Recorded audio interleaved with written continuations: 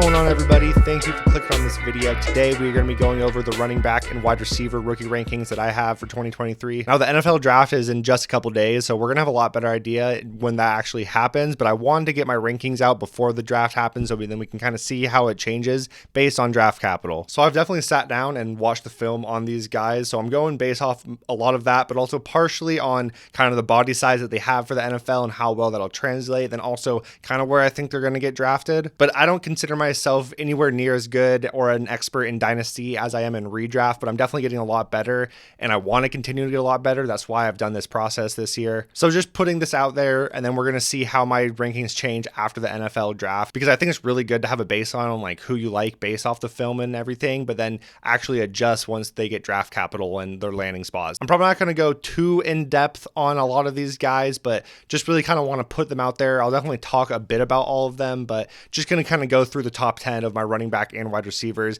I think the quarterback and tight ends, I don't really need to talk about too much because that's basically just whoever gets drafted first for the most part, you're going to take them. And there's only really about 5 guys in each of those positions that you're that interested in. So really just going to focus on the running back and wide receivers. Going to do running backs first and then wide receivers. But before we actually get into that, just make sure you drop a like on the video, subscribe to my channel. Once the NFL draft happens, I'll have even more content coming out since there'll be so much to go off of. And I want to make sure I get everybody right for the season this year. All right. So stay tuned for that. And now let's actually get into the rankings. All right. First up, I'm going to go with the running backs, like I said. So the first guy, no need to really talk about this. Everyone's known this for years now. It's going to be Bijan Robinson. He's going to be a first round pick. He is one of the most talented backs we've seen in quite a long time. It will be interesting to see where he goes, but regardless, I think he's going to be the 1-on-1 in every single rookie draft and probably a first round pick in dynasty startup drafts, even in Superflex. So I'm not going to spend much time on him. He's in the clear 101. Same thing with the number 2 running back, who I think is quite clear is going to be Jahmyr Gibbs. Reminds me a lot of Alvin Kamara. I know a lot of people have heard that. He's a little bit smaller, but he has that elite athleticism and production profile, along with the ability to catch the ball. He's going to be really valuable for the NFL and for fantasy. So I think these two guys are pretty much locked in at the 1 and 2. Interesting to see if he'll actually go in the first round. I've definitely heard the possibility of it happening, so we will see. But regardless, if not, he'll be a high second round pick. So Bijan Robinson, Jahmyr Gibbs, easy 1 and 2. Even the number 3 running back, I think most people are pretty consensus on. That's going to be Zach Charbonnet out of UCLA. He's a pretty big body who has also shown the ability to catch the ball. So he really has the potential to be a 3-down running back, which you just don't really see that often in the NFL. And if somebody has that potential, then you definitely worth a shot on him. Somebody who I also think will be a pretty high second round pick. So if he gets that draft capital and it's a good landing spot, I think you can be really comfortable with having him as your running back. Now, I just went through those guys really fast, I know, but I think most people are pretty consensus on them, so I didn't really want to spend much time on them. Once you get past that, I think it can really go any different way. And this will obviously be very dependent on what happens in the NFL draft too, because there could be guys we like a lot that don't get drafted very high. So then you got to put them down, or people we don't really like, but they get drafted in the second or third, even high third round, then you got to move them up. But at number 4, I'm actually going to have Roschon Johnson. I wasn't that big of a fan of him before I actually watched his tape because he was behind Bijan Robinson and he was older than him. So he was never able to really produce. But at the same time, like, it's hard to fault a guy for not producing when they're behind Bijan Robinson. But once I actually sat down and watched his film, I can see why a lot of people really like him. Another person who has a very, very like NFL workhorse type body, which is not the case for most guys in this draft class. Most of the guys are pretty small. So having somebody who is his size is really nice to have. And when you actually watch him, he shows the ability to catch the ball, really, really strong, able to push the pile, just a lot of traits that we see out of really good backs in the NFL. And somebody who's definitely able to actually handle that 3-down workload that a lot of guys in this draft, like I said, just cannot happen. I don't actually know exactly where he's going to get drafted, obviously, but if he goes in the second round, then I think this number 4 spot is absolutely locked in for him, just given what he's able to do on the field and the size that he's at. But this is really where it starts, that he can move way down this list if he doesn't get the draft capital. And the next guy that I'm going to have at number 5 is kind of the opposite case. Is going to be Devon Achane out of Texas A&M. Now, he is extremely small, like basically, like I said, the opposite of Roschon Johnson, but he is really, really small, but has pretty much every other trait really elite. He's an unbelievable pass catcher, really, really shifty, surprisingly strong, and like able to push the pile. And he definitely struggles at time with his vision, but somebody who is his size isn't really going to be used in that way. So he's mostly probably going to be a scat back who gets a ton of receptions, but that's a role that he can thrive in the NFL. And we also know how valuable that is for fantasy. And he's somebody who I do believe, I'm almost certain, is going to get day 2 draft capital, especially like early day 2. I think there's a good chance he's the 4th running back taken off the board. So that's partially why I have him so high, because he's going to get the opportunity and he can catch the ball really, really well. But it's hard not to be worried about his size. So we'll see where he actually gets drafted and where he lands, because that will definitely depend on how high I have him ranked. But just what I've seen on film, he's definitely got the ability to be good, but I am worried about his size. The next guy I have at number 6 is going to be Tajay Spears out of Tulane.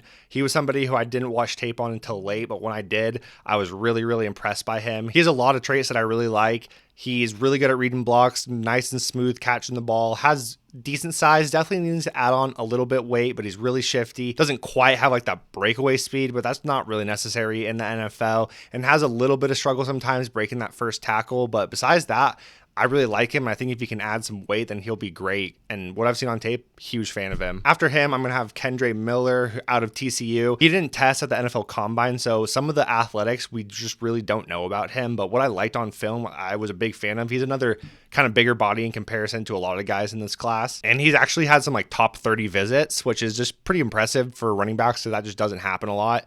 So it'll be interesting to see where he goes in the draft, because I definitely like his body size, but he definitely has some limitations. So just somebody who we're going to have to see where he gets drafted, but I got him right here at number 7 right now. After him, I'm going to have Tank Bigsby, who was really, really shifty for his size. Definitely surprised me at just how like elusive he was. He's basically somebody who was just kind of good at everything, but I wouldn't quite say that he like excels in anything, which can be a little bit of a problem sometimes in the NFL, because there's a lot of teams that really want guys to like specialize in something. But I do think that he's a solid running back, pretty elusive for his size. Like I mentioned, he doesn't really have that breakaway speed, and he doesn't really show a ton in the passing game. He's used like decently in screen passes and whatnot, which is definitely nice to have, but he's not like running like any crazy routes or anything like that. So that definitely hampers him somewhat, but overall definitely impressed by just how elusive he was. That's what really stood out to me on film. Then at my number 9, I'm going to have Israel Banaconda. I'm honestly a huge fan of this guy. I just don't think that he's going to get drafted that high, and he just like has no ability to catch the ball or like is used in the passing game whatsoever. So there's definitely a limited upside with him, but he is so fat. He is like a absolute burner, and he's pretty big for a running back. Like he fits well into the NFL size, but he is so fast, and it just stands out on tape so much. But he's kind of a one-cut guy. He's not like making people miss, like nothing like Tank Bigsby, like I just talked about. Does not have that type of shiftiness, but he can just blow by people and is really strong and big. So there's a lot to like there. It just really depends if he gets draft capital, which I don't think he's going to get. I'm hoping he gets day 2, but we will have to see. So somebody who can really go up if he gets it, but I'm not counting on it right now. But I think his talent, you can't put him really any lower than that. And the last guy I have in the top 10 is going to be Zach Evans. There's definitely some people who really like this guy. I wasn't that impressed with him. I think he's pretty solid. I could be wrong about him. I didn't watch him as intently as I did some of the other guys, so I might need to watch a little bit more tape on him, but I still think he's good enough to be in this top 10. And I think that this is a really deep running back class where all these guys down here I'm honestly a huge fan of, and there's even some people right outside of this top 10 like Sean Tucker and Chase Brown, who I'm also a big fan of. Chase Brown, another guy, super fast, just only has that one move. But yeah, that's my top 10 right now. Let's move on to the wide receivers. This wide receiver class is definitely a lot different than it has been in the past years. I don't think that there's quite the elite prospects we have seen in the past couple years. Jackson Smith and Jigba would be the only person who could fall into that category. But beyond that is really not somebody who is like for sure going to be great in the NFL like we've seen in some of the past years. And there's also a group of guys from like wide receiver 9 to like 20 who could really go anywhere like in the rankings. It's all like a talked about going to be dependent on landing spot and draft capital. And I find wide receivers a little bit harder to grade and kind of watch their tape and see how it's going to translate to the NFL. It just is a little bit more difficult because it's so dependent on like their quarterback. And you really got to take that into situation when you're looking at these. So it was definitely a lot tougher for me, and somebody who doesn't have experience watching film, it's hard, but I did my best with it. So I'm gonna give you guys what I got right now. But like I mentioned, first guy, no doubt about it, gonna be Jackson Smith and Jigba. Outproduced Garrett Wilson and Chris Olave when they were all on the team. Was not healthy this past year, so that is definitely a worry. But from what we've seen on film and at the combine, besides his 40, he's by far the best prospect in this class and gonna probably go in the top 15 out of 20 at worst. So I think he's gonna be clear wide receiver 1 in this class. Now, my wide receiver 2, I'm going to have Quentin Johnston. I've definitely seen some people who have Jordan Addison above him, but I have Johnston here. I just think that he has the best potential in this class. Like, if he hits his ceiling, it's going to be better than anyone else in this class, just given his athletic profile, you know, his size, his speed. All those different things come into play when you're looking at these prospects and their highest outcome. But that doesn't mean he's guaranteed for that, because he's absolutely not. There's definitely some red flags there. He has some bad drops. A lot of times he catches the ball with his body, which is a huge red flag in the NFL, because if he continues to do that, he's just not going to be able to win those contested catches. And with his size and speed, that's where he's going to be able to dominate, is at the contested catch point. Because he is able to separate some and definitely really good after the catch, but where he could really thrive and become that elite alpha wide receiver is if he can figure out that contested catch. But I'm willing to take the shot on him. I do think he's going to be a first round pick too. So I have Quentin Johnston at my number 2. Number 3, I kind of mentioned I have Jordan Addison here. I've seen some people also have Zay Flowers ahead of him, but I think that Jordan Addison, if you just watch a tape, then you could easily put him at number 2 above Quentin Johnston, but he just came in a lot lighter than I think most people expected, a lot slower, which is not what you want to see for somebody who's light. So I got to move him down to number 3. I do also think he'll get first round draft capital, but I've definitely seen some mock drafts where he's fallen out of the first round, and that would definitely be a bummer. And if that happens, we will have to reconsider this, because I do imagine there'll be at least 3 wide receivers, and if another one goes, it would probably be Zay Flowers, who I do have at number 4. So we'll have to just wait and see on that. Zay Flowers, though, at number 4, another a little smaller guy, really fast, really shifty, kind of reminds me of Tyler Lockett. I've seen that comparison a lot, and I think that's pretty accurate. He's somebody who I think could really be good right away in the slot. I've seen him mocked to like the Chargers a lot, and if that happens, he could easily be the wide receiver 3 or maybe even 2 in this class if Quentin Johnston falls out of the first round. But I think those 4 are pretty much the top consensus in most people's minds. I've definitely seen a little bit of different opinions at number 4, but in my opinion, I think those are probably the clear top 4 guys. At number 5, I do have Jalen Hyatt, won the Blitnikoff this last year. Really good. Another person who was a little light coming in, and then people were also disappointed by his 40, which was a 4.41. So it just shows how fast that people thought he was, because a 4.41 was considered disappointing, which is crazy because that's still really fast. He definitely had some interesting tape, because so much of the time he was just wide open.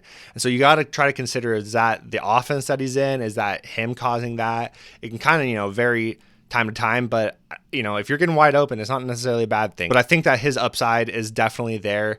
And there's a lot of question marks with the guys after this. So I have him at my number 5. My number 6 is somebody that some guys are really high on, and I get it. It's going to be Josh Downs. My issue with him is just that he is really small. Like, he makes Jordan Addison look big. He makes Zay Flowers look big. Even though he's so small, he plays strong and physical and is not afraid of contact. Really shifty after the catch. So I'm definitely a fan of him on film. Hopefully he gets that second round draft capital too, so we know he'll get the opportunity. But I am definitely worried about that size. There's people though that are even smaller than him, like Nathaniel Dell, Tank Dell, who some people are really high on, but he's like 165 pounds, and I'm sorry, I just can't get behind that for fantasy. I understand how it can be valuable for the NFL, but for fantasy, I can't put him up anywhere around here. But I do have Josh Downs here because I think he's just that good. At number 7, I'm going to have Marvin Mims. He's somebody who I've definitely grown on and has become one of my favorite targets around this area. Once you get out of like that top echelon of the wide receivers, Marvin Mims and the next guy are probably my 2 favorite targets. So the next guy is going to be Cedric Tillman, Jalen Hyatt's teammate. He's another like kind of bigger body, able to play on the outside. And so I really like that, just because when those people hit, their upside is so much higher than guys who are really small. The last 2 guys that I got are going to be Rashee Rice and Xavier Hutchinson. 2 guys who are pretty interesting, but I don't know. I just don't think that anyone beyond this point will be that great or really be that big of a difference maker. There could be some guys that get drafted in the 2nd or 3rd round that are beyond this point, and if they do, we'll definitely have to take them into consideration. But for right now, this is what I got in my top 10. Here's my top 10 running backs again, just so you guys can see them. Let me know if there's anything you guys disagree with, or anyone who is off this list that you guys definitely think should be. Same thing with the wide receivers right here. Anyone who I left off, I think that there's a lot more guys in the wide receiver area that are down below that you could definitely argue could be higher, like A.T. Perry, Jaden Reed, Parker Washington, Trey Palmer, Dontavian Wicks. There's just a ton of guys who are solid and definitely could find their way up into that top 10, but this is what I got right now. So let me know what you guys think about them, and stay tuned for the next videos. I will catch y'all there. Later.